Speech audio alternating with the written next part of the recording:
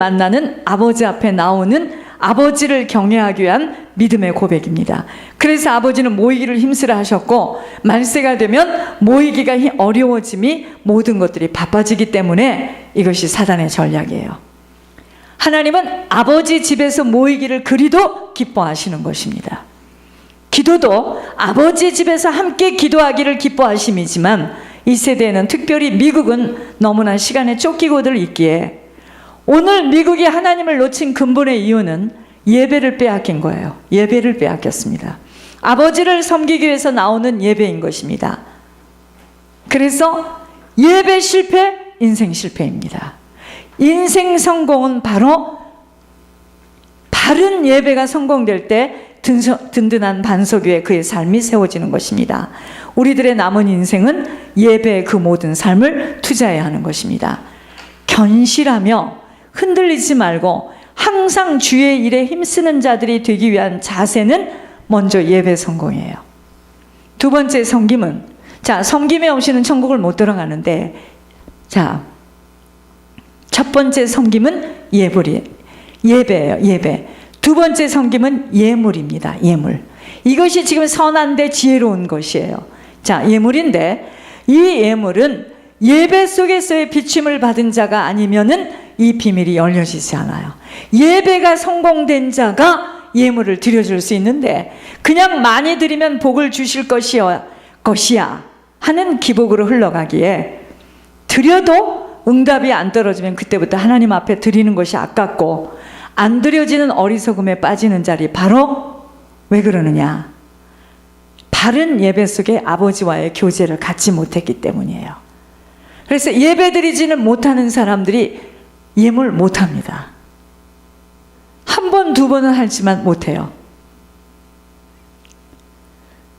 각각 그 마음에 정한 대로 할 것이요 인색함으로나 억지로 하지 말지니 하나님은 누구를 사랑하신다고요? 즐겨내는 자를 사랑하십니다.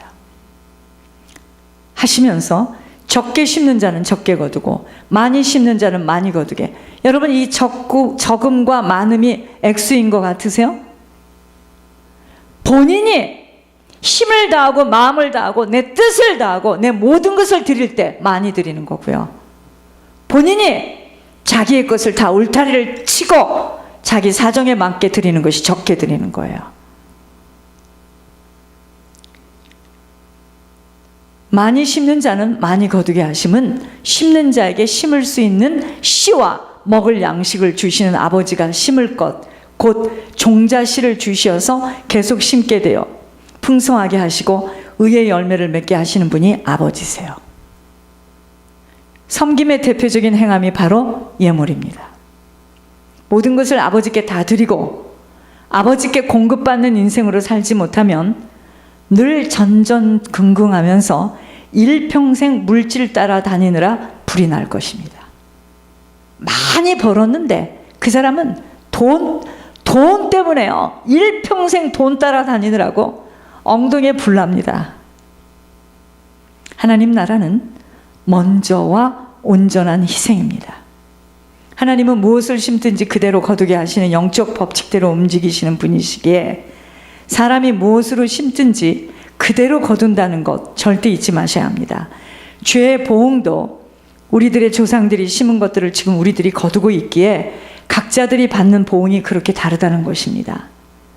그들이 지은 죄가 쌓여져서 우리들에게 갚아가도록 하셨다는 것, 귀가 따갑도록 듣게 하신 것입니다.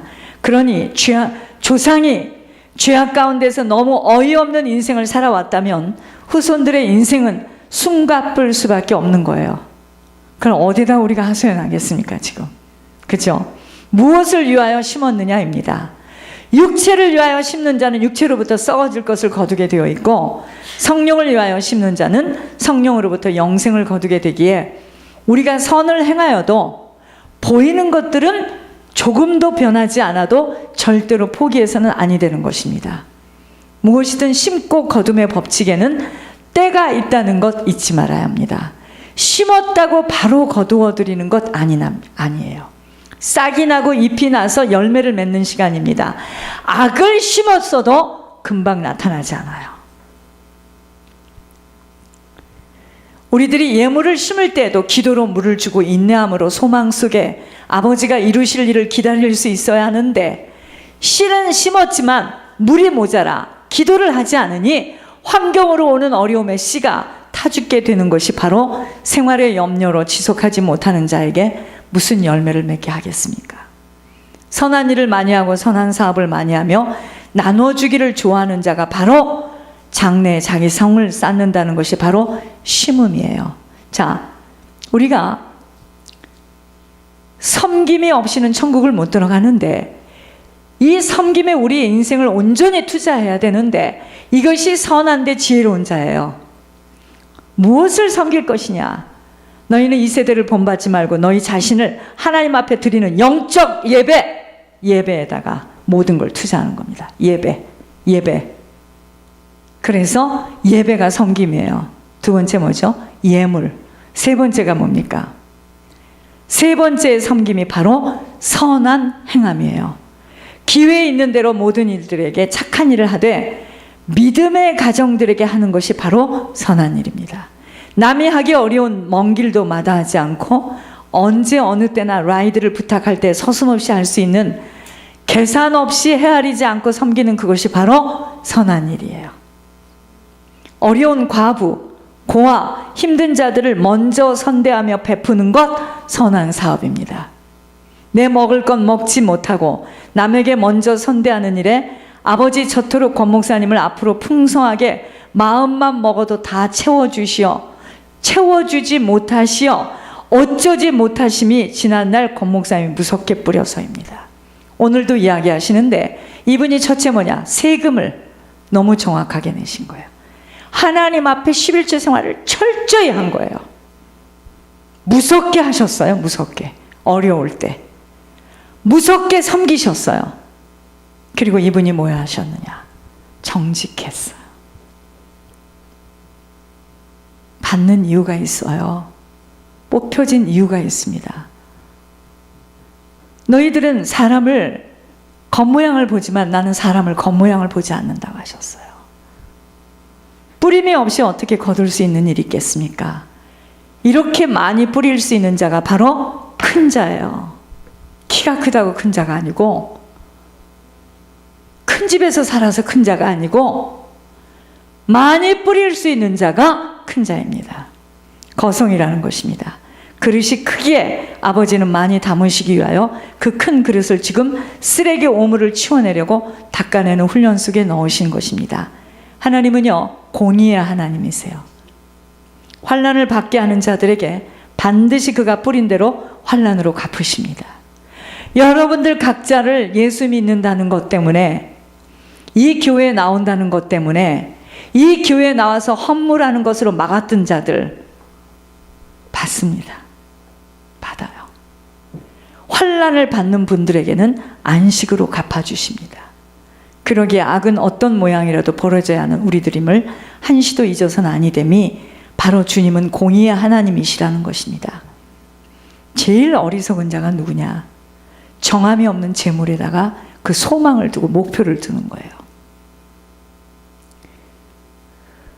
소망은요, 모든 것을 후히 주시고 누리시는 하나님께 그 소망을 두는 거예요. 하나님께 소망을 두지 못하면 재물에 구멍이 나요. 다 새어나갑니다. 이게 영적 법칙이에요. 많이 버는 게 중요한 게 아니야. 그러니까 조금 벌어도 가끔 교회를 나와도 11조를 꾸준히 하는 성준이 같은 아이들이 참 복 있는 아이들입니다.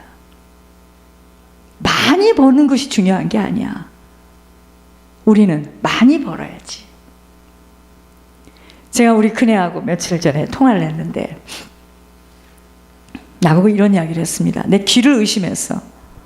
나는 왜 이렇게 모든 일이 이렇게 편안하고 모든 일이 잘 되어지느냐. 그래서 제가 11조 이야기를 했습니다. 그리고 기도 이야기를 했더니 자기는 지금도 그렇대요. 다 주고 싶대. 나는 네가 아니라 둘째한테 그것이 갈 줄 알았는데 네가 이걸 잡았구나. 너 앞으로 철저하게 하나님 앞에 무릎 꿇으면 끝난다. 자기는 왜 모든 일이 이렇게 편안하게 다 되어질 수 있느냐요. 여러분, 그렇습니다. 많이 버는 게 중요한 게 아니고, 내가 그래서 그랬습니다. 너는 그전에도 보니까 그 모의 재판하러 갔을 때 네가 첫 번째 재판을 끝나고 다른 엄마들은 막 자기 아이들하고 이야기하는데 너는 없더라. 너는 그때 올라가서 하나님께 기도했다.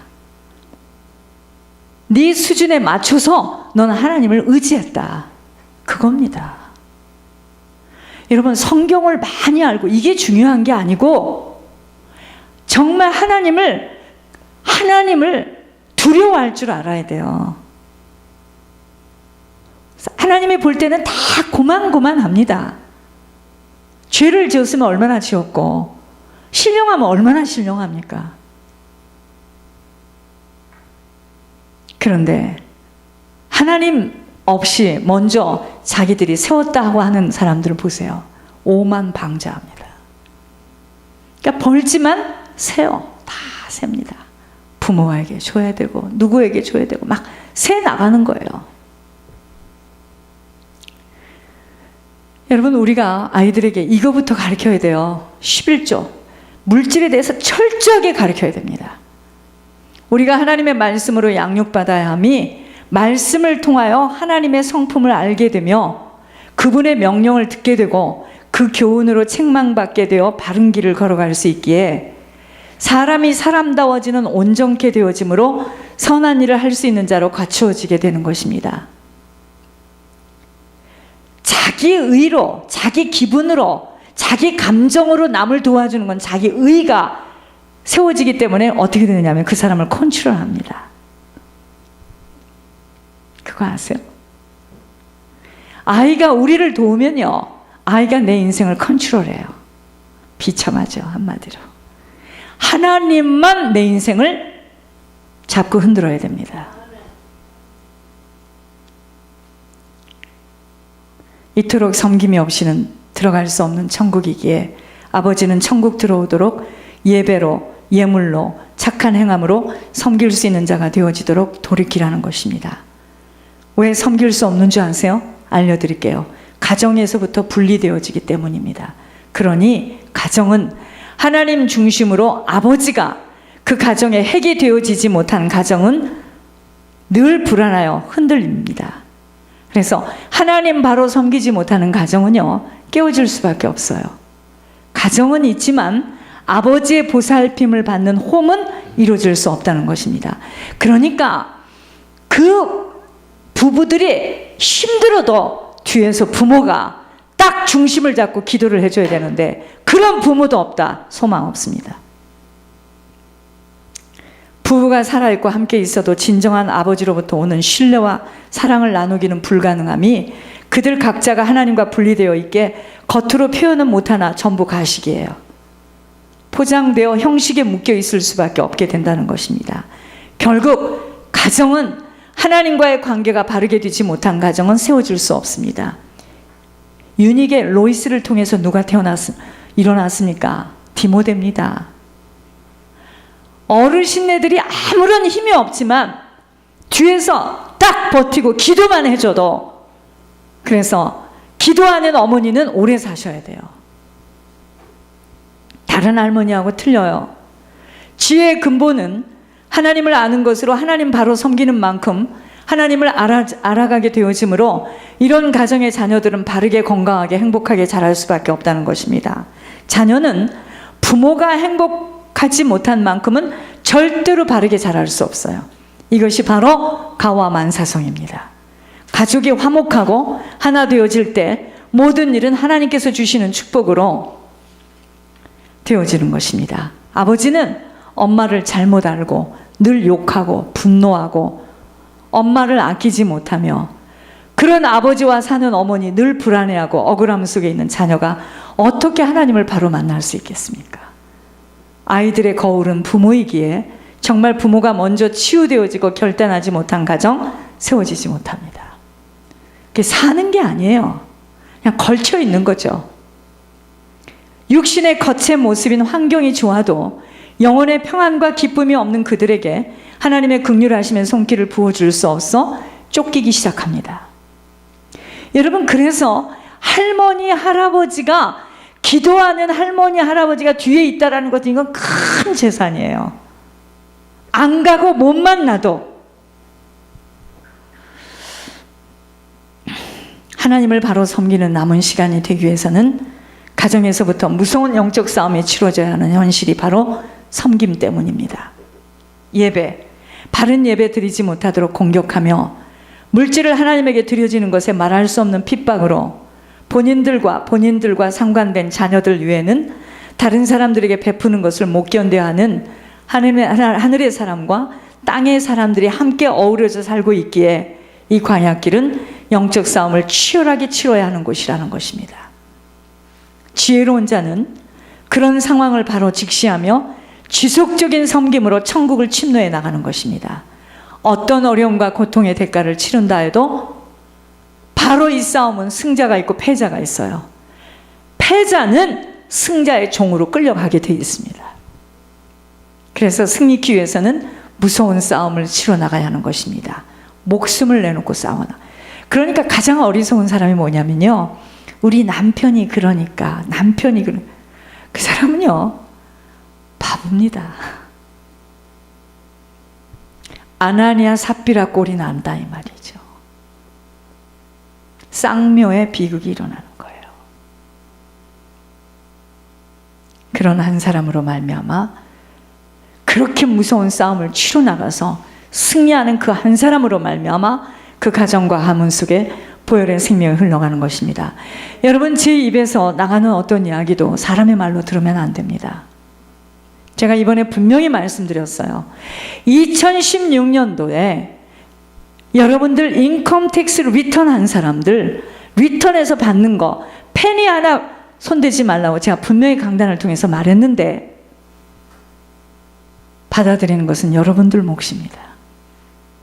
쓸 것도 많고 메꿀 것도 많고 뭣도 많지만 하나님이 제 입을 통해서 우리 교회를 축복하시려고 하나님 지금 하시는 거거든요. 저는 매번 손 안 댄 건 이루 말할 것도 없고, 여러분 지금 저희가요 막바지 끝에 와 있어요. 지금 저쪽은요 하나님이 하태호 전도사 지금 축복하겠다고 하나님 지금 본격적으로 잘 돼야 됩니다. 잘 돼야 되지만 지금 우리가 예물의 비밀이 이것이 열려지지 않으면 우린 소망 없어요. 소망 없습니다. 이것은 지금 어떤 구제 차원이 아니고 천국을 침노하는 무서운 싸움이에요. 들을 게 있는 자는 성령이 하시는 말씀으로 들려줘야 됩니다. 지금부터는 9시에서 10시 기도를 할 거예요. 그러니까 가시고 싶으신 분들은 일어나서 가시기 바랍니다. 우리가 일주일 동안 기도하는 그 기도입니다. 이 기도는 뭐냐면 우리의 속에 있는 그 쓴뿌리를 잡아내기 위해서 하나님이 일주일 동안 우리들을 작정 기도하라고 했거든요. 여러분, 제가 왜 제 입에서 이렇게 무서운 예물 이야기가 나가는 줄 아세요? 하나님이 하시는 일입니다. 이런 특권은 아무나 받지 않아요. 저희 교회가 받았어요. 이 작은 교회가 받았습니다. 자, 그래서 지금부터 1시간 동안 권 목사님을 놓고 집중으로 기도해 주시기 바랍니다. 아멘. 기도해 주시기 바랍니다. 네, 화장실 다녀오세요. 네. 살아계신 주님 감사를 드립니다. 예물의 모든 비밀이 있음을 알려주시고 하나님은 성령께서 종의 입술을 통하여 하시는 말씀이 오늘 선포된 대로 하나님 우리 사랑의 베들교회 성도들 정신을 바짝 차리게 하여 주시옵소서. 하나님 아버지, 한 번밖에 갈 수 없는 이 광야길에 하나님이 주시는 축복을 빼앗기지 아니하고 가문과 아버지 하나님, 이제 하나님 온 가정의 식구들 아버지 다 구원의 방주로 하나님 모두 다 천국 갈 수 있도록 아버지 하나님 이제 중보 회개 기도하며 회개 예물 올리는 아버지 귀한 주자로 세워지도록 하나님 축복하여 주시옵소서. 이 시간에 하나님 아버지 이제 일주일 동안 하나님 작정하여 합심하여 기도하라고 하신 말씀대로 아버지, 저희들 기도합니다. 세 번째 날 기도합니다. 하늘의 영으로 덧입혀 주시옵소서. 아버지, 권 목사님을 놓고 하나님, 저희들 집중으로 기도하겠나이다. 하나님 인도하여 주시옵소서. 살아계신 주 예수 그리스도 이름으로 감사하며 기도드립니다. 아멘.